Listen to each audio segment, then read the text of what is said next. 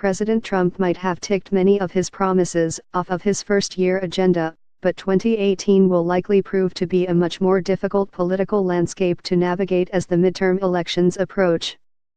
Mr. Trump celebrated the massive tax overhaul package that Republicans pushed through Congress last week. His travel ban is now in effect after a green light from the Supreme Court. And the president spent his first year reversing numerous Obama-era policies. Next year, however, even with a unified GOP government, it won't necessarily be a walk in the park. Lawmakers will largely be focused on their re-election efforts, which will make passing certain legislation even trickier. The president faces a number of legislative challenges next year and could potentially face more revelations that come out of the federal investigation into Russian meddling in the 2016 election, led by Special Counsel Robert Mueller, or the congressional probes. 2018 midterm elections.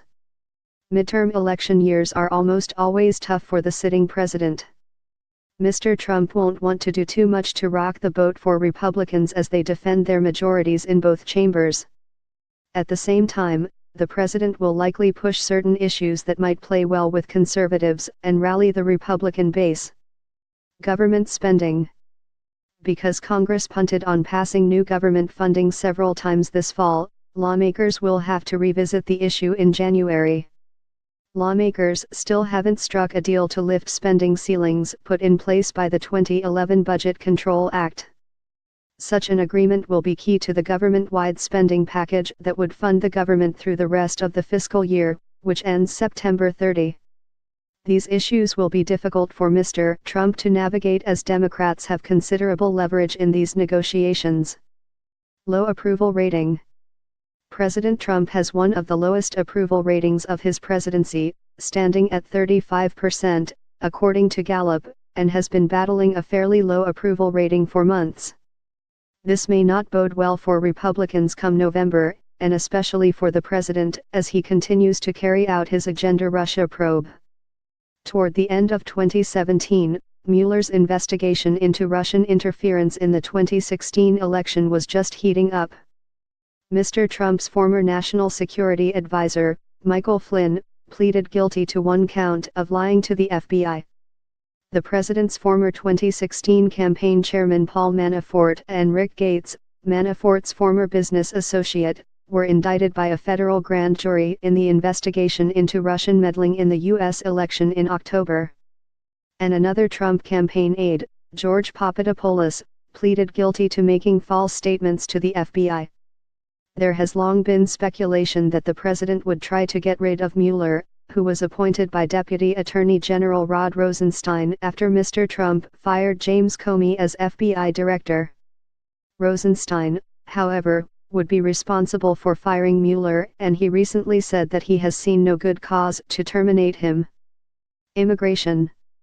Congress has not approved funding for the president's proposed border wall with Mexico, making immigration a particularly hard issue to deal with next year. On one hand, Mr. Trump will want to project that he is taking a hard line on illegal immigrants and is carrying out his promises. On the other hand, Republicans would likely have to swallow a government shutdown if they want to attempt to get funding approved. A government shutdown under Republican control in an election year would likely give their party a black mark. Healthcare. Congress eliminated Obamacare's individual mandate in the GOP tax measure, but lawmakers didn't tear down the law altogether. In an interview with NPR last week, Senate Majority Leader Mitch McConnell suggested that any efforts to continue repeal of the law would be dead on arrival in the Senate. Well, we obviously were unable to completely repeal and replace with a 52-48 Senate, McConnell said. We'll have to take a look at what that looks like with a 51-49 Senate.